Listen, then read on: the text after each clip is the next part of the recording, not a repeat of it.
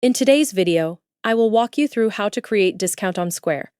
To get started, load up Square and sign into your account.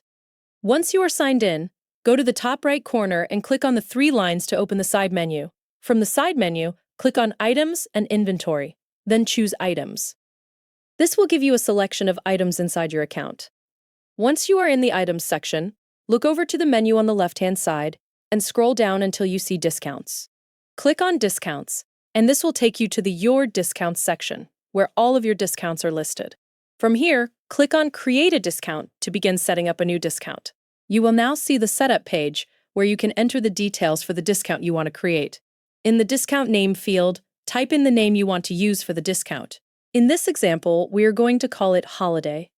After entering the name, move down to the Discount Amount section and set the discount to 50% off. Once the discount amount has been entered, continue down to the Discount Rules section. Here, you can choose whether the discount should apply during a specific time or adjust any other rules available for the discount. You can also set a maximum discount value if needed. After that, review the settings you selected to make sure everything looks correct. Once you have finished adjusting all of the discount settings, go ahead and click Save. After saving the discount, you will be taken back to the Discount section.